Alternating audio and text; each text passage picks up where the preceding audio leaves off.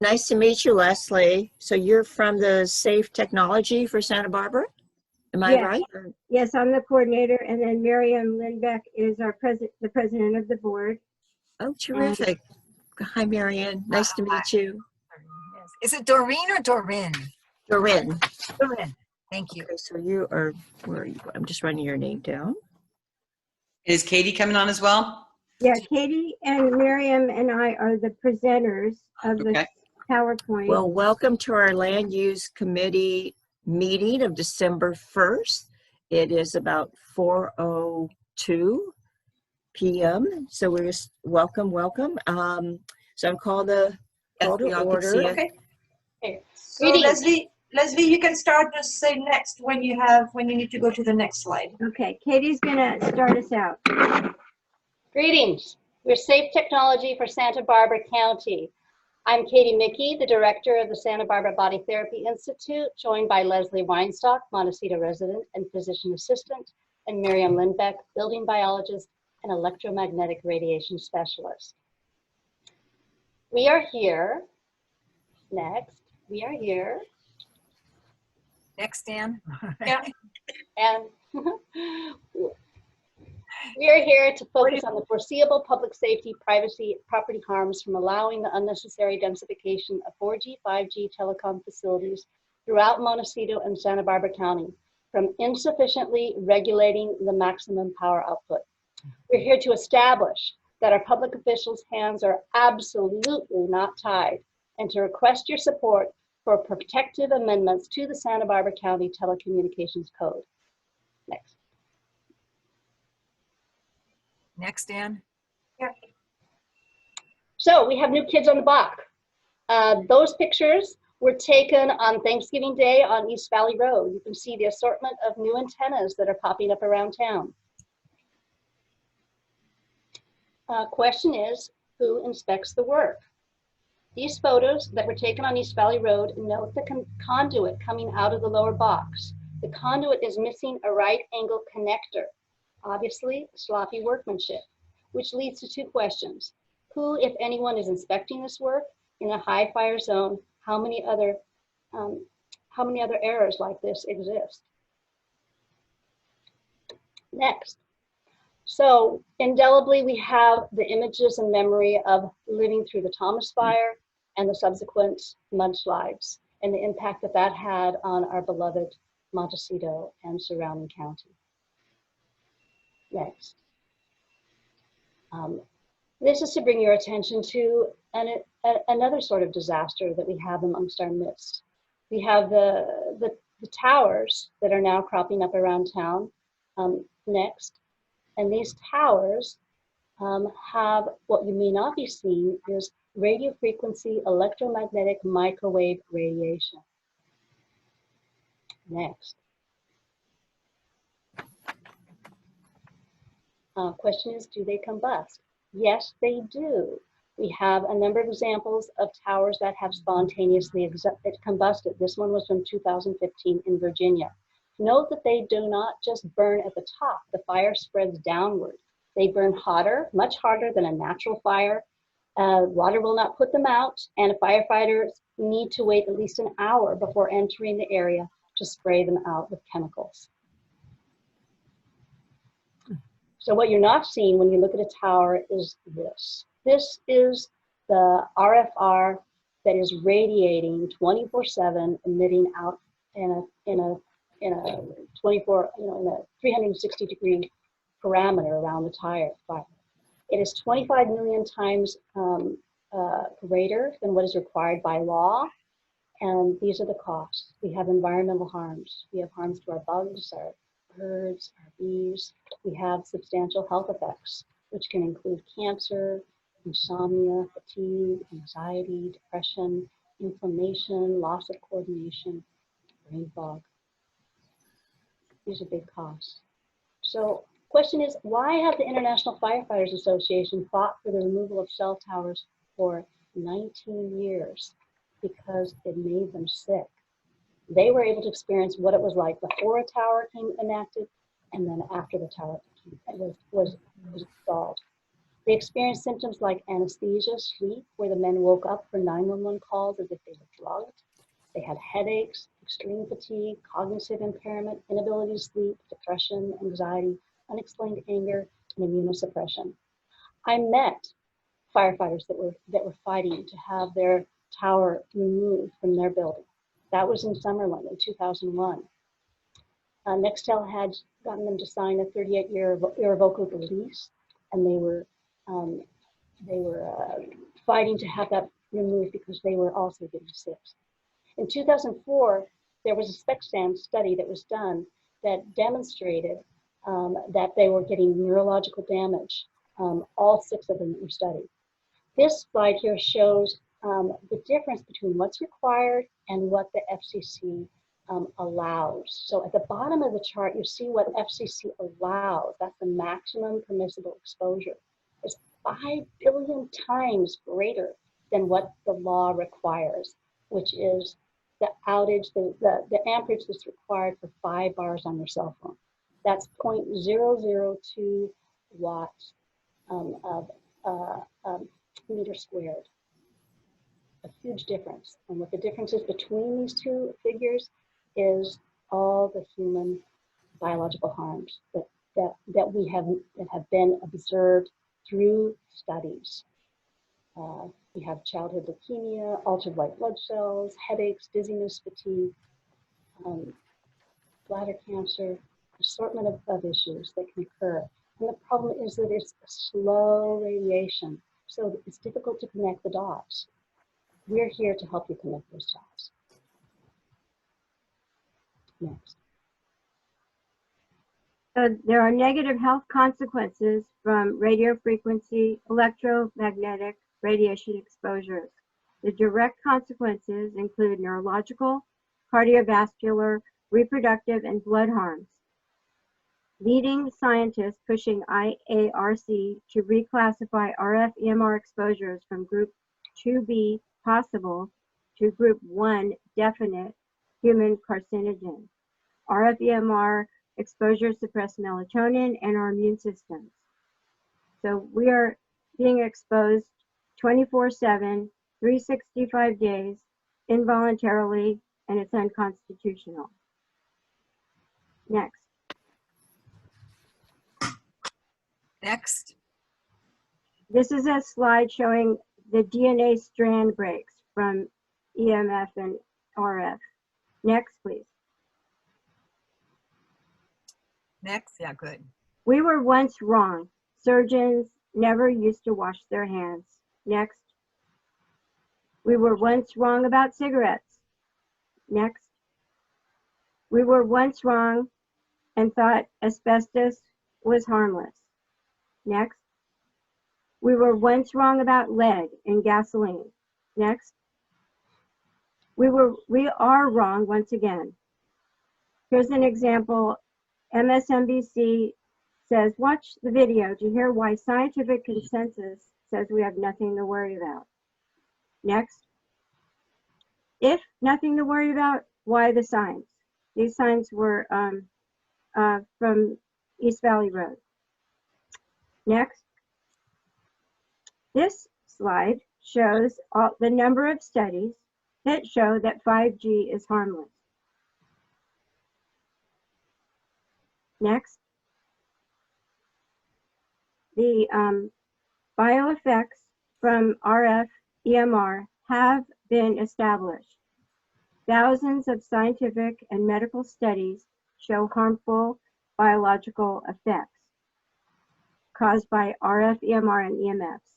Thousands of scientific studies establish that mobile phone use and living near cellular infrastructure antennas have been associated with immediate neurological blood harms, flu-like symptoms, headaches, insomnia, brain fog, medium-term melatonin suppression, immunosuppression, dementia, and long-term effects, increased incidence of brain, heart, breast, testicular, and skin cancer.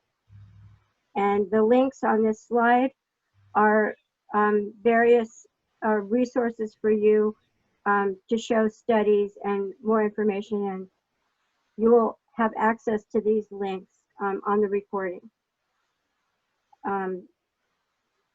Go back one slide, please. Okay. So you or someone you know might be experiencing some of these symptoms. And go back one more slide, Andrew, or one more. Okay, go forward again. Again. Okay, we'll keep it here. You might be experiencing, or someone you know might be experiencing some of the symptoms listed on this slide and some of these diseases. This issue has affected me personally. A member of my immediate family at age 23 was diagnosed with glioblastoma brain cancer. She had been sleeping with her cell phone and her laptop. One of the first things her UCLA doctor oncologist told her was to keep her cell phone and other Wi-Fi devices as far as possible away from her body and to keep the cell phone off as much as possible. Okay, next please. Do homeowners want WTFs? WTFs are wireless telecom facilities near homes. No. I'm a Montecito resident and we do not want our property devalued by 20%. Next. Miriam. So I'm here to talk to you about the reality of 5G because, you know, our media is promoting it in a rather sexy way, you might say, making 5G look so fabulous, you know, with blisteringly fast download speeds and no dropped calls and, you know, just low latency and all of that. And that's all great for the end user for promotionals. But there is another side, a very serious side to this 5G, and it's the industrial side. And it's the business model. And it centers on corporate and government, and it depends on models. Now, this is upsetting. It depends on models that give rise to significant individual privacy concerns. So, for example, industry talks about streaming video, but somehow they omit that a very large part of that will be surveillance video from wireless cameras in public areas that silently capture every move and record faces and license plates for future identification.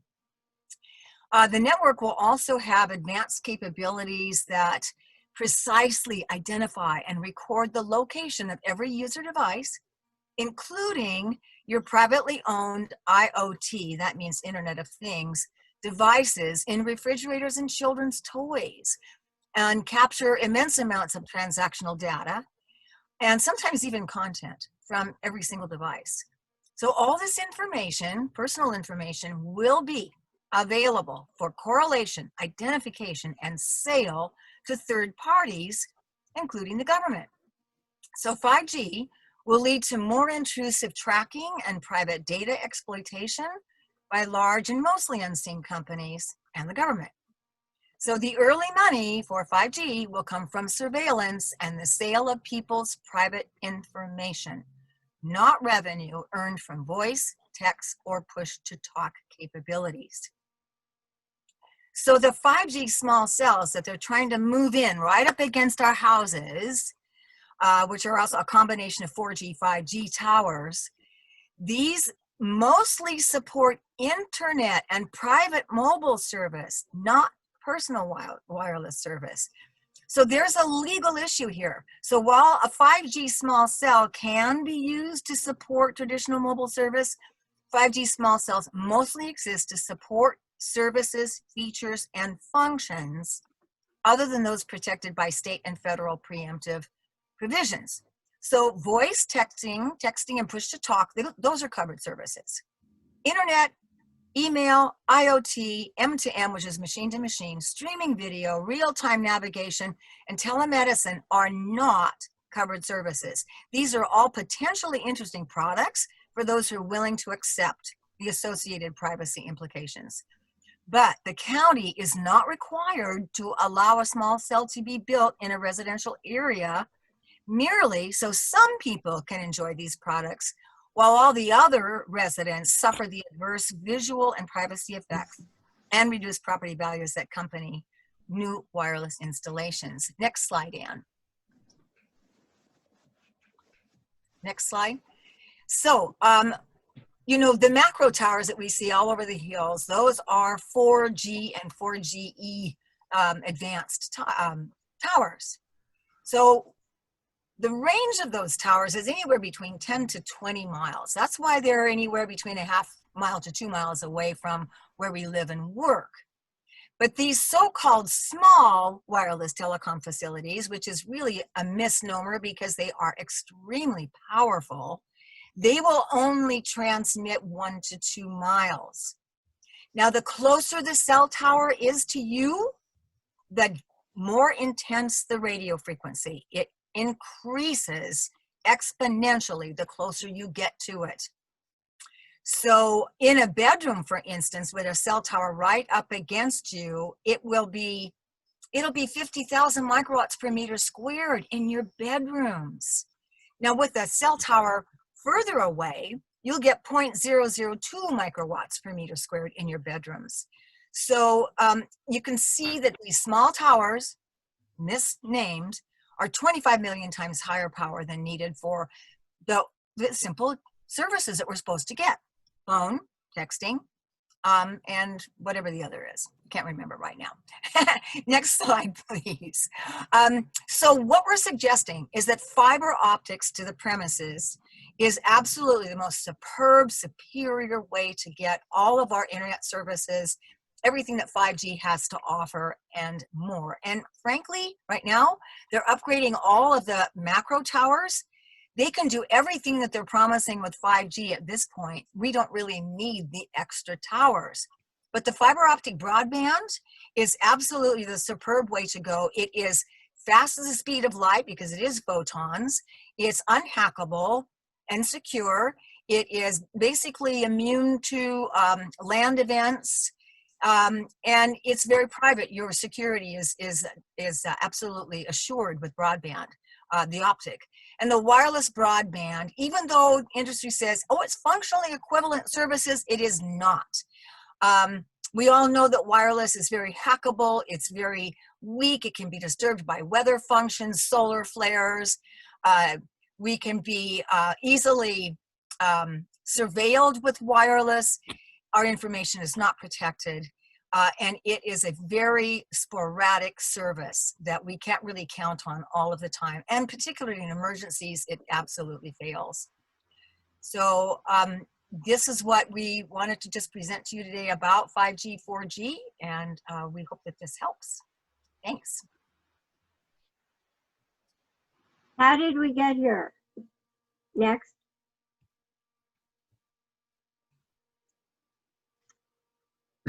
Before December 2019, Santa Barbara County had protections in our telecom ordinance saying no WTFs in residential areas and that the telecom must demonstrate a gap in cell phone coverage before proposing a new facility. In December 2009, the ordinance was amended and these protections were crossed out. Next. We want these protections back and we want the crossouts reversed. We want no WTFs in residential areas and we want the telecom to demonstrate a gap in coverage before proposing a new facility. We already have plenty of coverage. We do not need more unnecessary toxic radiation. This is overkill. Next.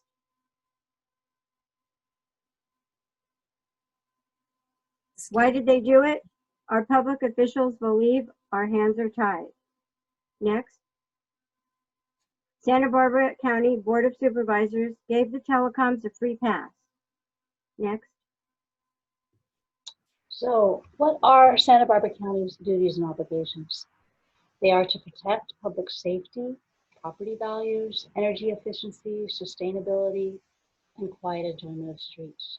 They're also to provide advanced telecom services. And as Miriam pointed out earlier, the definition of those services is spelled out in telecom law, 47 U.S.C. 153. It is voice over internet protocol, electronic messaging or texting, and video conference services, which is what we're doing now on Zoom, and nothing else. It doesn't include broadband, doesn't include internet, doesn't include downloading videos faster, better. None of that are Santa Barbara County obliged to provide through their laws. So in 2019 is when our ordinance was changed, and that's what we're here to address next. So we have examples of what can be done with protective ordinances that have been enacted in other cities within our state. Mill Valley, Petaluma, Calabasas, Los Altos. These provide examples that our county can draw from of protections that can restrict these antennas going up in our neighborhoods and ensure that there is a gap in coverage, that there's an actual need for additional service in order to get what is required, which is those 5 bars on a cell phone. Next. So here are examples of fire safety protective measures. This is from Encinitas ordinance. All wireless facilities shall include an automatic remote shutoff switch and a power shutoff switch. Surge protection devices capable of mitigating, surge protection devices capable of additional mitigation, at least 1 hour fire resistance interior surface to be used, monitored automatic fire notification, extinguishing systems, and high frequency transit filters. Next. So we're here to request that you join us in calling our public officials to invite us to the table.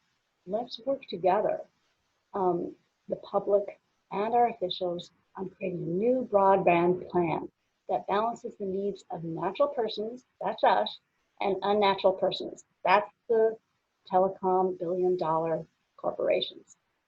We can create a new ERP policy plan to generate revenue by locally regulating the vertical, how high the tower is, the horizontal, how far the amperage goes, and then the power, the amount of power emitted. And this can be consistent with 47 U.S. Code 324 in the telecom law. We want to create new equipment standards that respect residents' constitution and unalienable rights to safety and privacy. Next. So some useful websites to learn more. This is our website at the top, safetechsbc.org, and we have a long list of websites that are packed full of great information. Next. How can you help? We ask you to get educated, to write letters, make public comments to your County Board of Supervisors, especially our supervisor here, Josh Williams. Call for an upgrade to amend our county telecom regulatory ordinance. Include no WTFs in residential areas. Telecom must prove a gap in cell phone coverage before installing more. We ask you to join our advocacy team and to donate to Safe Technology for Santa Barbara County. Thank you. Next. We're again asking you to join us in inviting our County Board of Supervisors to untie their hands. Next. And the question is, will your street be next? Next. Again, this is how to reach us, safetechsbc.org, email info@safetechsb.org, and our Facebook page, that's facebook.com/groups safetechsbc. Next. Thank you, and we're welcome your questions. Peter, you're good at looking at Thanks. possibly. One thing that made me feel really good at the presentation, besides agreeing with you, is that it really dovetails nicely into the very long-range hope of Montecito to underground facilities. I've been thinking a lot about this and more poles going up with 5G, given the limited range we've been hearing about. But my goodness, wouldn't it be great? This is a what if. We could somehow combine this effort with our budding effort to underground and to take advantage of fiber optics and knock off two birds with one stone. Just a bit of money involved with that, but in thinking the very long term, now's the time to consider such an option as an alternative, because once we get going in the other direction, we're going to be faced with even more poles and even more wires and gadgets. So anyway, serious thought for the MA to think about after the meeting. An interesting dovetail of a coincidence of interest, shall we say. Great. We're thrilled to hear that. Those are good thoughts. I have a few questions, Doreen. Sure. Hi, Chad. Sure. Yeah, go ahead, please. Okay. Let's see, I'll go ahead and ask both of them, and then whoever feels like they would like to answer, that'd be great. I'm very sympathetic. I tend to agree with what a lot of the points you've made, but I would like to know the difference between the 4G that we have now as far as the effects and switching to the 5G. And then also with a Starlink coming online, won't all of it sort of become a moot point and obsolete? If anybody cares to answer those. Well, I know a lot about both of those things, so why don't I just jump in and give you a little bit. I'm a nationwide expert that knows how to measure and mitigate radiation, and have been able to get the veto of California SB 649, giving all counties and cities the ability to chart their own course. So thankfully, we have that choice in California. As far as Starlink goes, that's a fledgling business. It remains to be seen whether or not that's going to be competitive. They're starting out in northern Idaho right now, trying to figure out if they can make something work. Certainly a few people can be served, but will it work at scale? That's what you really have to ask yourself. So who knows? And frankly, there's a whole lot of people that don't want that many satellites up in the air. So it's just not a done deal yet. There are big lawsuits out against that. Now, when it comes down to choosing the best way to do broadband, clearly, I think you've laid out in the presentation. Think about it strategically. Big data is best in fiber optic cable. Small data is best through the air, right? And small data is what enables the emergency phone calls and the texting, okay? Well, the really good news is it doesn't take much power to do those services. And those are telecommunications services. So that you can actually set a preference as a county to say, hey, our broadband here will be done wired. We get that. We don't have to allow wireless broadband. And we will put in just enough antennas to be able to provide the calling services. Those are telecommunication services. And if we do that, two great things happen. Number one, there's no effective prohibition of service. You have no reason to go to court for any reason, okay? Number two, you now take away the big problem with these small cells. The biggest problem is they're too powerful, too close. So you have to handle this by managing all three variables at the same time.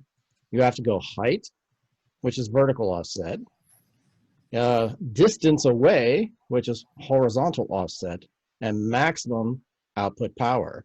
And you have to get a recipe. You got to get all three at once, because you can clearly get wrong recipes. And the right recipe that we've had for 20 years, 2,500 feet away, 200 feet in the air, by the time it reaches you, it's good for 5 bars on a cell phone, but it's so low, it's not going to necessarily be a problem to ruin the quiet enjoyment of the streets. That works. That works today. What they're trying to do is they're saying, oh, we're going to bring them close to the houses. We're going to cut the power, but not nearly enough. So now you got this problem. You got something that they're calling small, but because you're like 50 feet away, now in your bedroom, you're 25 million times too high than 5 bars on a cell phone. It's just way too much power. And so the way to get control of this is to actually finish cooperative federalism. And that is, let us set down and in our ordinance say, hey, if you're gonna be 2,500 feet away, we don't have to regulate your power. If you wanna come in the public rights of way, close to where people live, then we do have to regulate your power. So it's your choice of where you wanna go, but we've done what we need to do to protect the quiet enjoyment streets. And you, the companies, can make the decision. but it's completely fair because it's the same rule that applies to everyone. And there's nothing in the law that requires you to provide wireless broadband, because there's a really good, important term in the Telecommunications Act, and that's called functionally equivalent services, okay? And a lot of people get this wrong, and the wireless companies lie to you all the time about this. They try to tell you that wireless broadband and wireline broadband are functionally equivalent services. That, unfortunately, is a lie. When you take a look at the definition of functionally equivalent service, it is only for making wireless phone calls. So that's all you have to do, according to the Telecommunications Act. So if you keep the power at a level that will provide sufficient phone service and no higher, you've done your job. Now you're good. Now you have smart planning provisions. You have enough for emergency calls, not so much that it ruins quiet enjoyment of streets. You have no chance to get into court. You're home free. You're the smartest county in the country. That's how you do it. I just read an article a couple of days ago that South Korea is the most saturated 5G area of the planet, and that most of the people are switching back to 4G LTE because they're finding the 5G to not work as desired. That the main reason that 5G is good is for business to business and not necessarily for end consumer. Any comments about that? Yeah, it's not even good for business to business. You have to understand, 5G is a big bait and switch. What they did is they wanted to tell everybody, oh, it only goes down the block about 1,000 feet. That's why we have to come in on the public rights of way, on the poles. All of that is a lie. You have on the front of a scientist for wiretech.com, the CEO of Verizon admitting that even his high millimeter wave stuff, 28 gigahertz and 39 gigahertz, goes out 2,000, 3,000 feet. Okay, there is no reason for them to be in the public rights of way other than it helps them. It's a cheap place to build. That's it. Look, think about this. Those poles were never put up with the idea that they'd have cell towers on them, ever. Okay, they're just trying to make something, jam it in. Okay, but if you take a look at the conference report, you see what happened when they passed the law in 1996. There was a House version and a Senate version, and they were very different in a really important way. And when they decided to pass the Senate version, they had to write a report to say why they made the choices they made. Now, the good news is that conference report was recognized by the US Supreme Court in 2005 in a California case. It was Abrams versus Palos Verdes. And what you're going to find is that there's a definition in the conference report, and it says specifically this: it was never our intention to give the wireless industry any special favors, and we never intended there to be 50-foot cell towers in residential neighborhoods. It says it right there in the law. So you don't have to go along with any of this. You can sit there and say, we're happy with macro towers, we're happy with them properly sited. And if you're gonna force your way into the public rights of way because you feel you have some kind of advantage of getting there, well, then we're gonna cut your power. Now we're gonna assert our ability to protect our residents and assert our ability to protect the quiet enjoyment of streets. You don't ever put it in terms of microwave radiation. You talk always in terms of effective radiated power, because there are very favorable rulings by the FCC with respect to capping effective radiated power. They already cap it. If you want to buy a wireless router and you want to put it in your house, they're capping that at 1/10 of a watt, 0.1 watt. That's it. That's all you can do. Why do they do that? They don't want you to interfere with your neighbor who might be 100 feet away or 200 feet away. Well, if that pole is 200 feet or 100 feet from me, well, that should be as good a neighbor to me as I am to my neighborhood. So you can actually cap that at 0.1 watt. And when you do, well, everything works fine. It goes down the street a half a mile. Everybody can make a phone call, and you get 5 bars on a cell phone. You got no problems when you cut the power down that far. It works just great for phone calls. And what it also does is it keeps you from doing video. Thank you, Paul. I think there's some questions, and I do have a question. The Santa Barbara County, I believe, or the city is putting in already some 5G installations. Does anyone know anything about how much installation has been done so far? Yeah, we know a lot about that. You guys know how many they put in? Does anyone know? And if there's anything that's been started in Montecito, Also, too, when was the last presentation you made to the county? I would like to know. So, Corinne, we are in Santa Barbara before our group was formed. Mhm. There were a fairly high number of these smaller cell towers being installed in the Santa Barbara area. They are showing up as fake lampposts or on top of light fixtures with an extra canister on the top. There's a huge installation on top of our beautiful Santa Barbara courthouse. They're basically scattered around the park areas and throughout the urban central of Santa Barbara City. These are not yet operating at 5G. 5G is in 35 major cities, but not yet in Santa Barbara, but all of the equipment can be upgraded, and so can the software at any given time for the 5G rollout itself. But what is happening definitely are these 4G powerful towers. They're being upgraded to what they call 4.1G, and they're bringing in some more of the frequencies out of the broadband, and so it does give some faster download speeds, a little more satisfying service to the end user, but as yet we don't have the features of 5G rolled out through our cell towers. But our city is becoming very saturated at this point, even though a pause has been put on our rollouts because we have been in the process of drafting a regulatory ordinance on the wireless facilities. Corinne, I have a question. Yes, Yeah. hi, Sharon. Of course, So- go ahead. I know this team has worked really hard with the Santa Barbara City Council, and I see that tonight they put out their draft ordinance of wireless equipment. Can you give an update on kind of I know you guys worked really closely with them in the early part of this year, and I sat in on some of the calls you had with some council members. Kind of what happened with what they were going to do with 5G? I'm not sure I understand your question, sweetie. Well, I saw the ordinance today. I put it on my website, so I read through it quickly. I could tell you a little bit about it. Okay. Yeah, please do. And like I said, I know this team tried really hard with the Santa Barbara City Council to kind of get them to put the brakes on 5G, and it looks like you had your way with them early in this part of the year, and then they reversed. All right, so let's just cover one thing right up front so you all get it. This whole branding 5G and 4G is all a big smokescreen, okay? It really doesn't matter much, okay? Because really what has happened was they made a big deal about that millimeter wave stuff, but that only got into about 2% of the US. Now, Verizon says, oh, we have nationwide 5G. Well, how do they do that? They just redefined some 4G frequencies to be called 5G, okay? So at the end of the day, today's 5G is going to be what you're going to pretty much get, okay? It's slightly faster than 4G, but not much, okay? And all of it's going to happen between 600 megahertz and 6,000 megahertz. You see all these little numbers behind me? This is kind of the 4G world. They have the LTE frequencies here and things they call PCS and cellular. They got all kinds of funny names for the numbers, but the numbers are just a little slice of bandwidth upon which they put data. What's the big problem here is they're continuing to put more and more channels, no matter what you call them, and they have too much data and too much power in them all at once, okay?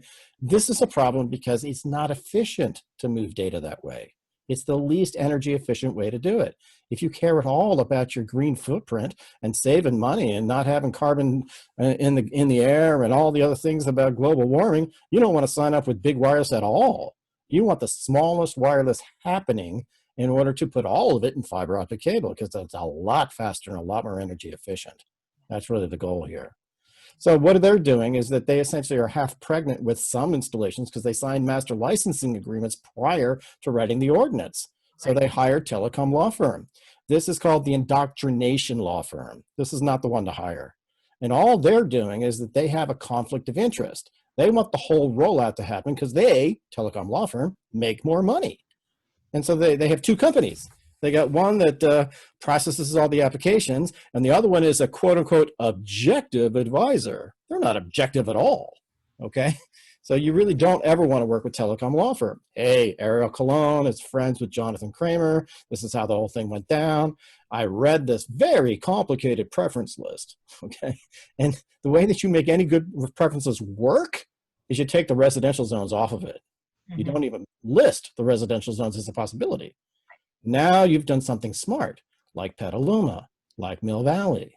You said, hey, we'll let you go some places, but not next to homes. It's completely unnecessary. And we care about the quiet enjoyment of streets and people's ability to sleep. So that's how we're going to take care of this, through zoning regulations, kind of like your ordinance was before you made your changes. So all we have to do is take a big eraser and erase out all those crossouts and put them all back in, because they were good to go. They all still work today for the small cell world. You have to understand, they lost the whole foundation of the whole small cell agenda. They lost it in 2019.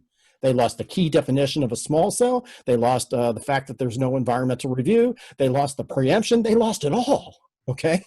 But you guys don't know about this because the wireless industry tells you, oh, yes, everything is fine. It's not. All you have to do is read the laws and the decisions carefully. The DC Circuit Court of Appeals slapped this FCC silly. Hey, Ajit Pai stepped down today or yesterday. He's going to go out on January 20th. We're glad to see him go because Jessica Rosenworcel is going to be the next chair. And she hates that September order that tried to take away local control. I think that one's going to go bye-bye. That's wonderful. So we have better things ahead of us, and we don't have to knuckle under to this bad wireless agenda. We can stake our own grounds and represent our own local values as long as you don't effectively prohibit personal wireless service. It's important to know personal wireless service is only the making of outdoor phone calls, wireless phone calls. That is it. So once you say that that's enough and nothing more, now you're good. So you'll never have to deal with the bad decision of big data through the air. You want big data underground, like you said earlier. Yes. And hey, you know what? You can make money on the fiber, just so you know. There's a lot of fiber in your county that you can claim ownership over, and you can start making revenue from it. I can tell you how to do that. I'm an expert in finding these kinds of things. So great. And Sharon, just to clarify, the ordinance is definitely going to be reviewed by Safe Tech Santa Barbara County. And so we're going to have all of our input. We do have our own attorney, an environmental law firm that also specializes in protective ordinances. So we're going to be working side by side with that lawyer who will also be representing us when it comes to sitting down and negotiating on this or going to the mat around this ordinance. And of course, there will also be public comment that comes in on this as well. So. Yes, Leslie, do you have a? Yeah, I just wanted to say also that thanks to Josh Williams, we have also an appointment with the county attorney and our attorney so that we can modify the county ordinance that was changed in December. So I want to publicly thank Josh Williams for that, and we look forward to that meeting with the county attorney and our attorney. And let me say just a few words about Mark Pollock, who's the attorney that this great group selected. He's one of the best, okay? He just worked through the Malibu ordinance and improved it tremendously. And they liked it so much, and they liked all the recommendations so much, they actually said goodbye to Telecom Law Firm. And they went ahead and said, we're going to get a different consultant to look at RF terms, but we're going to listen to Mark Pollock and the work he's done with Scott McCullough. These are national prominent attorneys that are coming forward to say you can protect your zones much better than Telecom Law Firm allows you to do. And we're hoping that this meeting will help us get donations for our attorney. And he's worth it. He's worth every dollar. What is the strategy with your, given that you seem to feel that with a change in the FCC leadership, and I'm not sure I share your optimism there, Paul, but given there's a change coming in the FCC leadership that could maybe overturn that September 2018 ruling that's driven all of us nuts, right? Where locals cannot oppose these things, given that the Ninth Circuit Appeals Court just upheld that. What is your strategy what is the strategy that you recommend, or what can we do, I guess, basically to kind of stand up for our community, kind of push back on this, ask whatever the powers that be is. Should we be talking to our congressman? Should we be talking to our state regulators? Who do you feel like we ought to be talking to here? Mark Pollock. And I'm going to tell you exactly how he can help you. Okay. He works with Andrew Campanelli often. Andrew Campanelli is the #1 telecom attorney in the United States. He's won over 7,000 cases. Okay. Andrew Campanelli has gone in and he listens to what the federal judges say all the time. And he got a recent ruling. And this is what he says about that September order. What you just said is not true about the September order. It doesn't keep the locals from actually doing what they want to do. It is only a statement of preferences. It is not a self-enforcing order. Therefore, it will only be handled through case-by-case adjudication. The ruling on August wasn't to uphold everything. The ruling was to vacate 2 parts of it and then leave everything else as is. Everything else as is a statement of preferences, nothing more, nothing less. So you can look at it all and say, do we believe it has foundation? I can tell you for certain, 60-day shot clocks has no foundation. Here's why. In the August decision, Kitawa, the FCC lost the definition of a small wires facility. So when they had that was a March 2018 order. So now you have an August order and a September order pointing back to the definition that got vacated. There's no foundation here. There's no basis for a 60-day shot clock. Yeah, so Paul, I think I want to bring it back to really Sure. our board. And just because, you know, we're all working from our homes, we're on Zoom and all this other things. So our community really wants to make sure that everyone has the best service and fast and everything like that. That's fiber optic. That's right. Yeah, and so, and again, I heard your presentation about the fire possibly with these towers or equipment. So have you talked to people like Crown Castle and the fire department? And then you said you're meeting with the county attorney. Can you give us a time reference of what all this taking back? Because, you know, we are interested in kind of like a time, and because I think we want to have, if you go to a store, they're selling all the 5G phones. So, I mean, there's things that we want to kind of look at and hear about. But again, it's really our community that we want to hear as far as like the strategy, what Sharon had asked, and when you're going to be doing all this, because I know there's a lot of things. And we did meet with the county and we heard about the FCC ruling and all this other stuff. And we were limited even going back to MBAR and MPC or just for the review process. So there's a lot of things that we have heard so far. And again, we really appreciate your presentation. But again, can you give us a timeline at all, what you plan to do?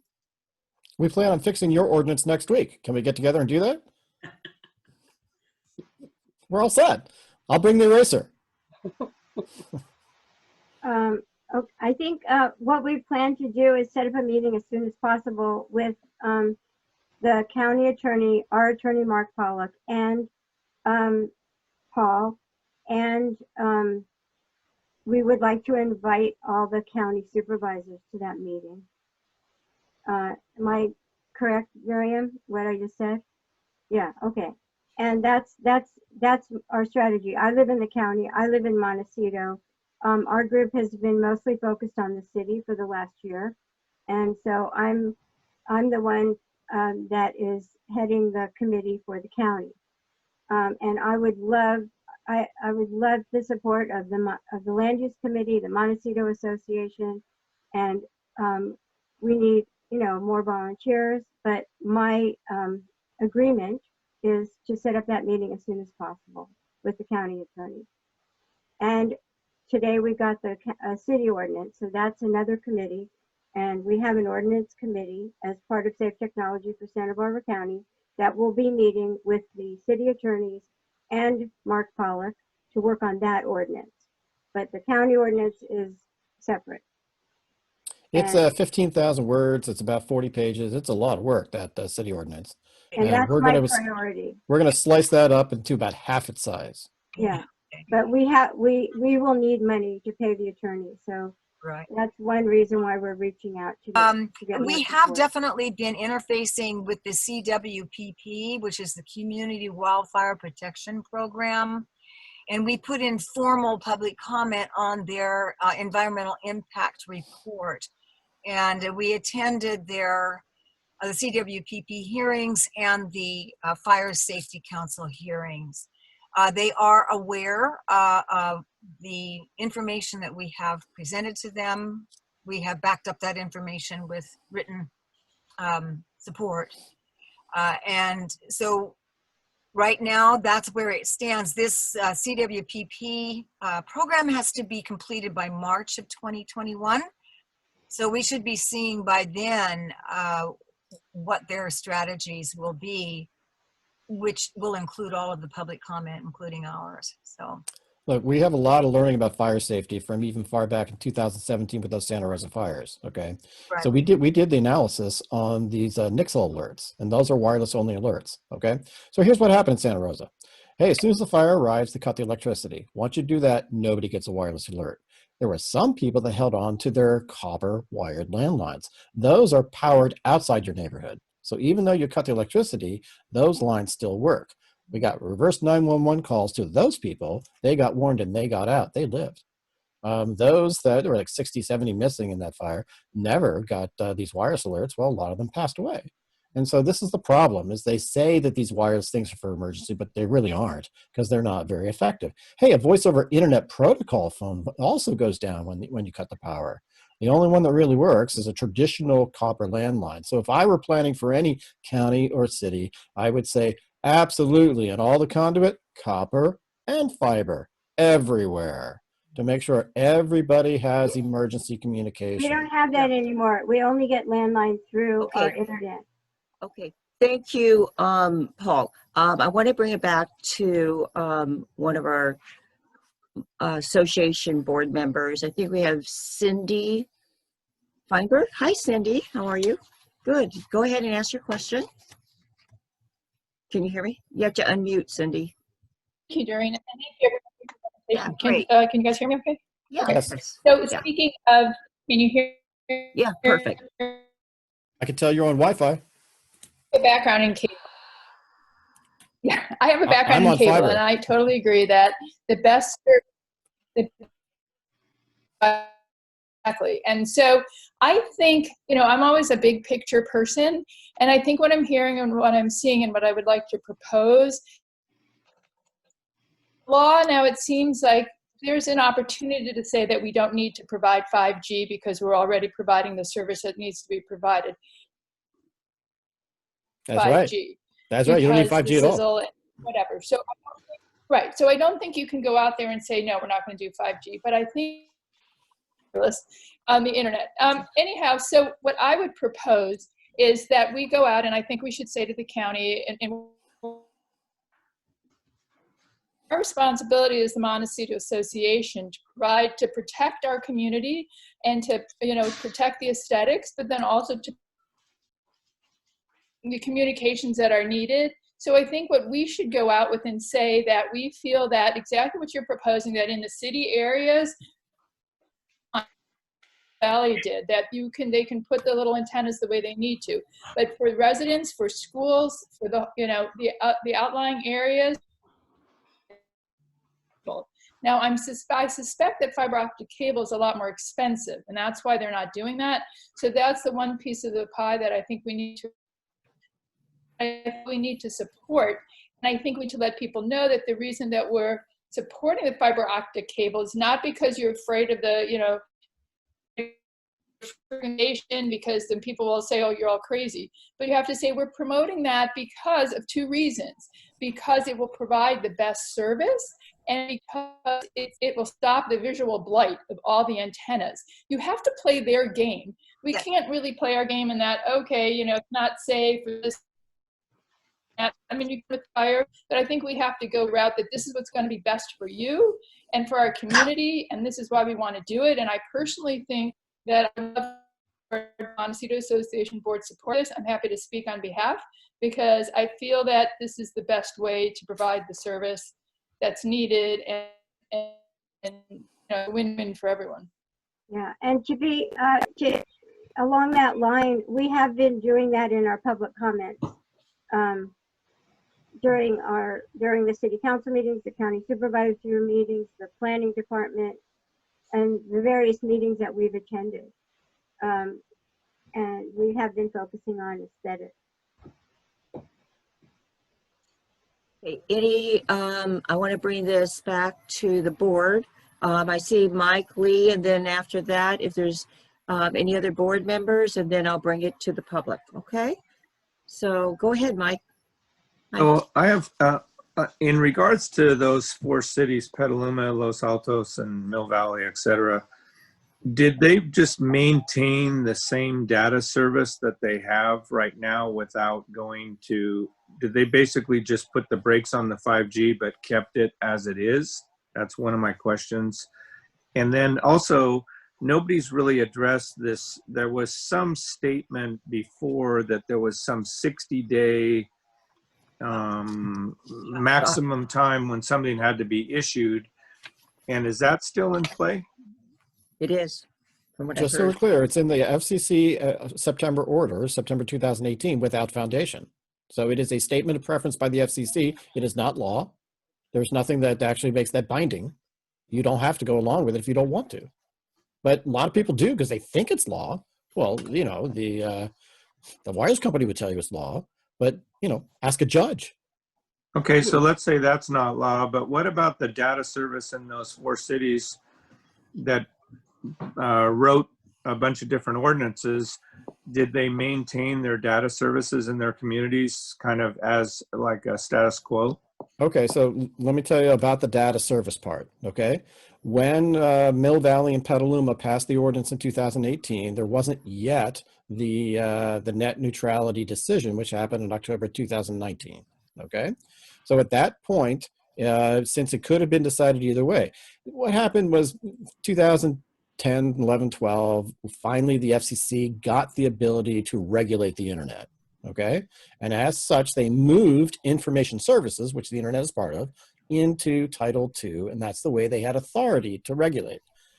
Occupy and the FCC in the Trump administration didn't like it, and they reversed that. Okay, by doing that, they're no longer regulating the internet. They're no longer regulating information service. When you're not regulating something, it doesn't qualify for preemption any longer. That's where it is. So that's where it rests today. So there is no concept of data services needed.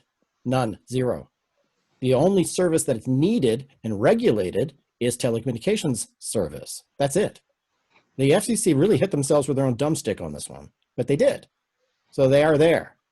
And that's the way it is. And it's very clearly laid out by Judge Millett in the October 2019 decision. Okay. So look, the data services are the data services. You know, it's as much power as you can get out there from the locations they let you to have. You don't have to bend over backwards or allow them to have it or do anything. I mean, at the end of the day, you could cut the power down so they have 0 data services if you want it.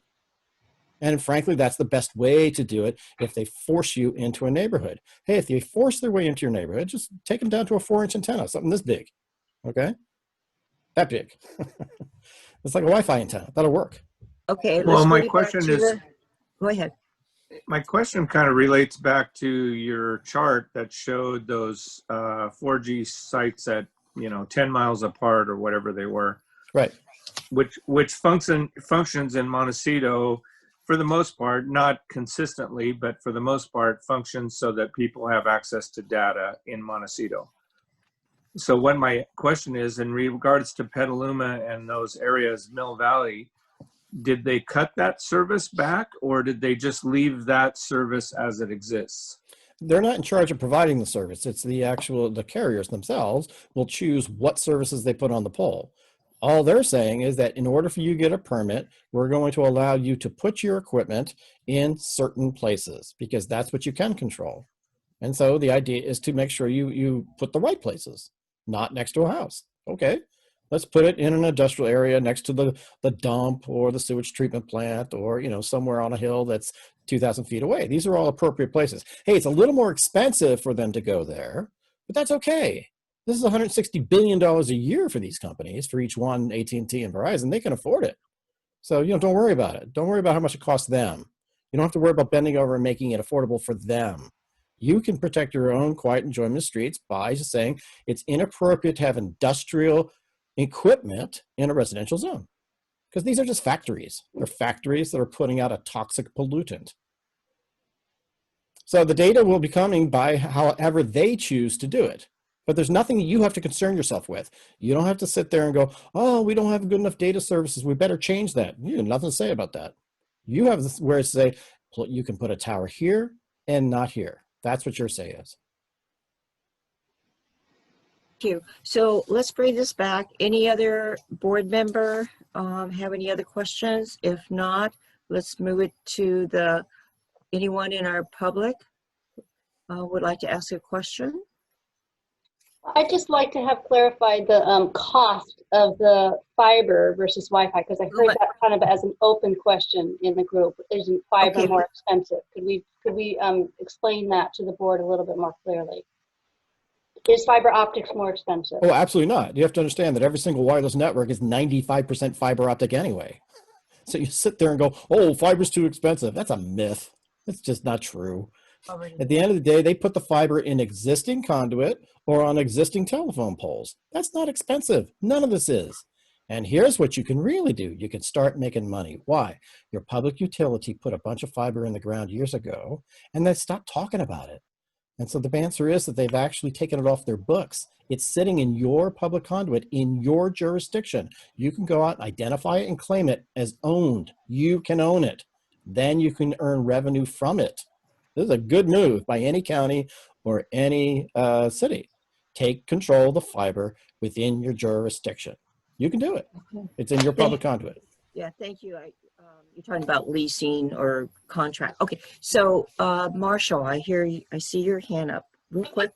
Follow up on this a little bit. Now, Paul, I want to acknowledge your expertise in this topic, but frankly, I'm a little concerned that your tone suggests that this is kind of easy and straightforward and almost kind of challenges us for not having done this already. I'm confused on this topic because we have very poor wired utilities in our area. We have Frontier Communications that's in bankruptcy. It's not indicating it's not well financed, and Cox Communications has shown no inclination to build fiber to the home anywhere in our area. So we have had Crown Castle come and talk to us in the past about building fiber to various cell phone towers, but when we have asked them explicitly about the use of the installed fiber for fiber optic to the home, they look at us like we're from Mars. And so the points you're making, I appreciate. But the points I'm making are also real. We'd like to have fiber throughout our community. Which you can do. But that our current service providers have shown no inclination towards that, and it's not clear to me that path, that saying no to 5G will result in a fiber optic throughout Montecito is not, the vision of that is not clear to me at this point. Okay, I'm going to give you the answer that you want. This is the gentleman to call. His name is Dane Jasper. He is the CEO of Sonic. Sonic actually would love to come to Santa Barbara and or Montecito County or anywhere in your county and put in fiber optic to the homes. All they have to do is work out a good business deal with them to give them good access to the poles and the conduit, and they will happily do it. They have done it to Petaluma. I'm talking to you on 1 gigabit down, 1 gigabit up, and a phone line for $50 a month. That's my service right now in Petaluma from Sonic. They are a great company. They're California. They won't sell your data. This is the kind of company you want to do work with. Crown Castle is not interested in going to the homes. That's why they look at you from Mars, because it's not going to feather their nest. They make much more money leasing this wireless crap out. Hey, you don't have to go along with that business plan. You can got a better deal for your county. And if you really want fiber optic to the home, then you attract a vendor that will do it. Yes. No problem. It's easy to do, particularly if you take control of some of the trunk that's in your jurisdiction. And now you give people access to it. Here's the other thing you can do. Anyone who wants to put fiber optic in our public rights of way for any purpose must share it. Period. The end. That's the price of doing business in Santa Barbara County. Hey, you want to put this over private land, it's your fiber, but you put it in the public rights of way? Hold on, you're sharing this with the public now. Now we're going to get benefit. We're going to share this. So if you're not willing to put it to the homes, anyone else can do it. They can tap the fiber and go directly to homes. Hey, I bet you Sonic would be happy to do that too. So at the end of the day, people are willing to do it, but it's up to you to set the ground rules of the playing field. This is That makes Leslie. sense. I would love to pay $50 a month for my internet instead of $300 a month, which is what our bill is right now. Well, that's what competition does. You see, we have Comcast and we have Sonic and we have AT&T, and all three are vying for business. And because somebody wants to get a foothold, they give you a good deal. And that's what competition's about. The reason you pay so much is that they have monopolies and duopolies there. And they prefer to have that because they'd rather get $300 per house than $50 per house.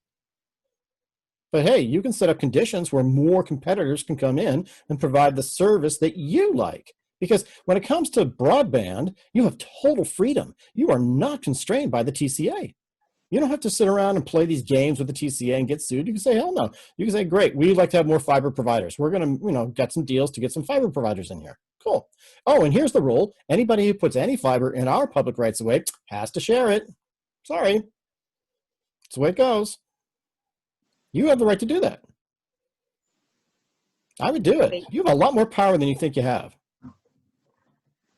Thank you, Paul. Marshall, did you have any other questions? Okay, let's bring it to the public and thank you for being patient. Is there anyone in the public forum here or for public here that would like to speak or have a question? Veronica, she can unmute herself. I'm just looking. Okay, hi, Veronica. And hi, how are you? First of all, I wanted to thank everybody for this. I'm so excited to see people like you protecting us and our children. That's my major concern. Hi, Miriam. Hi, Veronica. How are you? Well, So I have a question. We have a property, Montecito, and I didn't realize, and we had it for rent for many, many years, and they installed a micro cell at the door of the house outside in a pole. Is there something that I can do to remove that? Well, I'm sorry. Is this in a residential neighborhood somewhere? Where is this? Yeah, it's 1790 North Jameson Lane. It's like an 8-acre property, but it's too close to the house.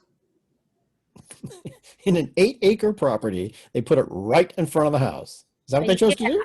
Well, they put it outside in the street, right there. Yeah. Jerks.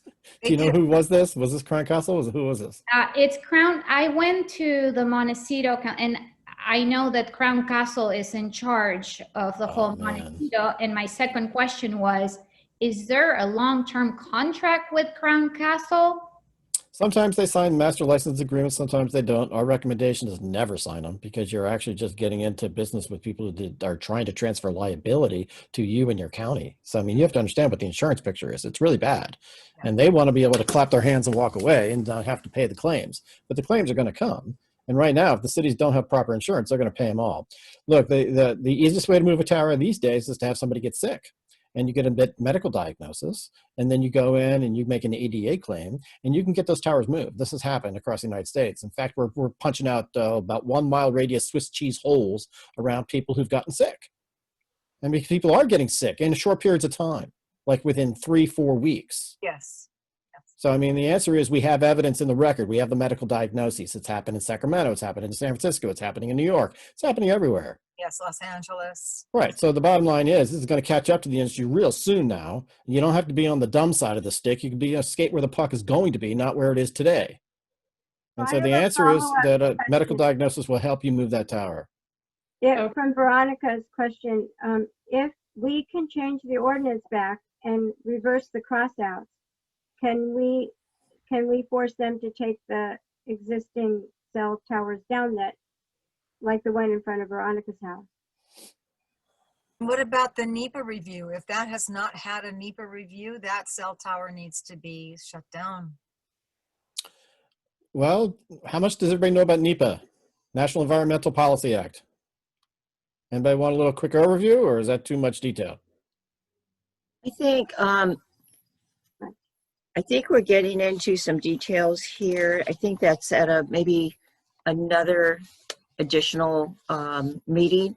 I Okay. think, yeah. So thank you, Paul, because I think in a way that Crown Castle is very involved in our community, and I think again that's something that we have to work with Crown Castle and the county.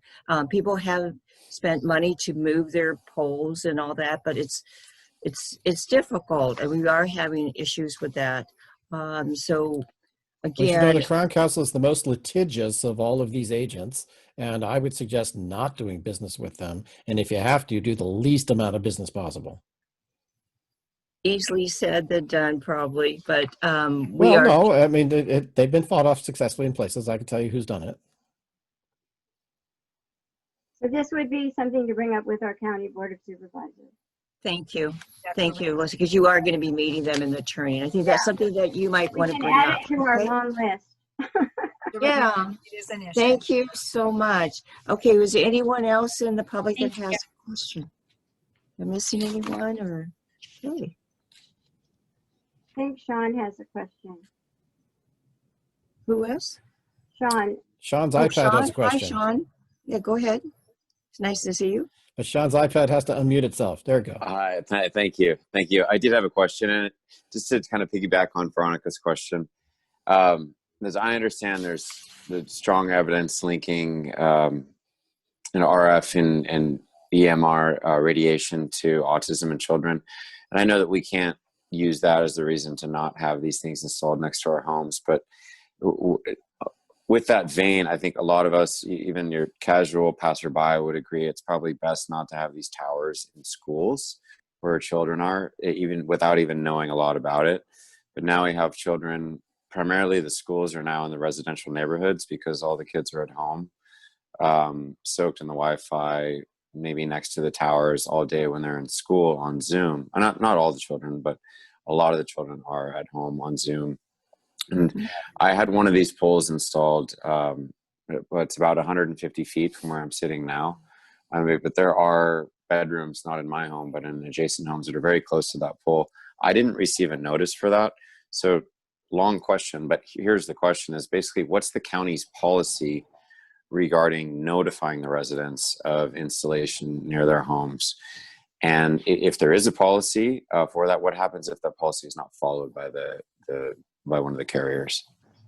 Thank you, Sean. That's an excellent question. We posed that question to our planning commissioners, and we received notice that the policy is residents need to be notified within 1,000 feet of the pole being installed.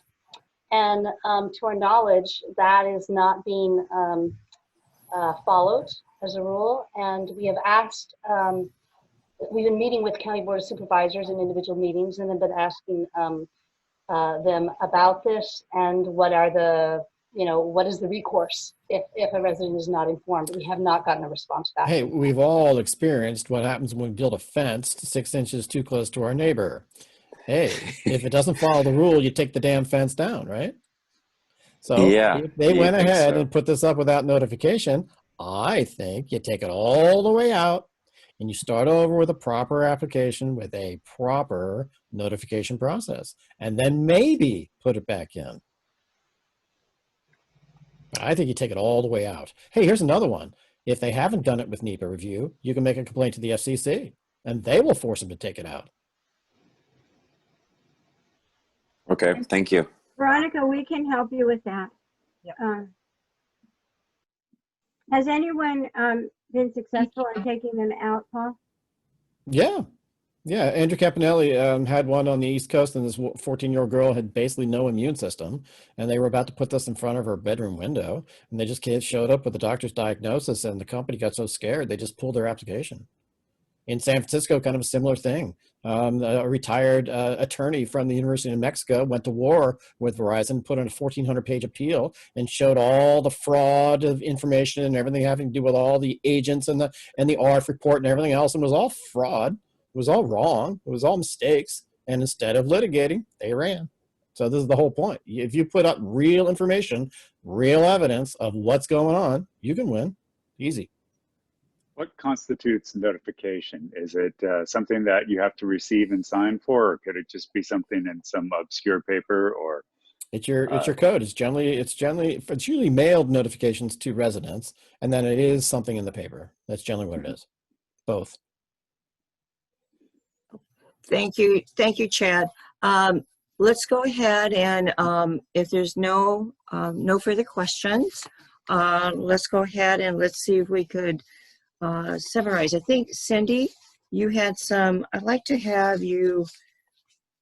You had mentioned that you kind of look at the bigger picture, and maybe we could have you help us maybe look at that a little bit carefully for in 2021. I would happy to help. Great, thank you. I'd be happy to help. I do want to ask one question. Go ahead, Cindy. When it goes back to what Peter said at the very beginning, that we've also been talking about undergrounding, and is it possible? I'm not unmuted. Is it to do underground? Figure out how to underground utilities when you're also doing the coaxial to the home? It all goes into underground conduit. That's how they build new neighborhoods. So you can put everything underground, other than antennas. They don't belong underground, but everything else can be undergrounded. So coaxial can go under, and fiber can go under. As the Montecito, we could look into. Yeah, I think it's a great idea. Be looked at. So thank you so much for your presentation. We learned a lot. So, and there's things that can be done. Good luck with your meeting with the county. We'd love to hear the feedback after that. That'd be great. And there's a way that you could contact Sharon. And thank you again for coming. Sharon, can we just share our webpage real quick before we say goodbye? can anyone hear me? Yes. Yes. I'm sorry. Wait, excuse me. Before we do this, let me go ahead and call the people that are talking. Please go ahead. Is it Damon or? Yes, Damon Okay, Chase. Damon. I'm sorry, I missed you. Go ahead. Hi, Leslie. We used to live near to each other. The whole reason I moved to this area was because it's a much less toxic environment than living in the valley in Thousand Oaks. And I'm just wondering, who's going to bear the liability of any of these harms that you've been mentioning, if and when they occur in Montecito, such as an antenna combusting or a resident getting cancer who has an antenna located in a close proximity to their house, as I believe one of our members just referenced? Unfortunately, the answer is the county. And this is why. When you do an application, it is not done by big Verizon or big AT&T. Okay, it is done by some agent that stands in between the big company and so it's those people that are contracting to the county. These people are designed to go bankrupt on the first claim. So the minute the claim shows up, they're going to go bankrupt. Correct. They're going to go bankrupt. They're designed to go bankrupt. They're going to go bankrupt. They're going to get their bonus from Verizon. They're going to start another company. All right. Well, the lawyer doesn't stop there. He's going to try to get to big Verizon and realize he can't do that. And then he's going to go right after the county because they are joint venture partners in this process. And they're going to force the county to pay for the claim. Hey, the county at this point should make sure that not a single one goes in unless they have proper insurance. You know what? You can't get insurance for this. They don't offer it. And why? How do we get that information out there to the public? Well, the information is on scientistsforwiredtech.com and many other websites that are trying to get this across. Mark Pollock is the one who's really taken this through to the courts, and he's winning down in Newport Beach on this very That sounds good. So the point is that you do have to educate people, and you have to make it part of the application process, that you have to have the board of directors listed on the application so you know which entity you're actually dealing with. Many times, they put an entity that's not even doing business in California on the application, and they do that to thwart the lawsuit. Okay, their goal is to give you a fraudulent and an incomplete application so you have a harder time suing them. That's the whole point. No surprise there. Yeah. Yeah, everything's gamed.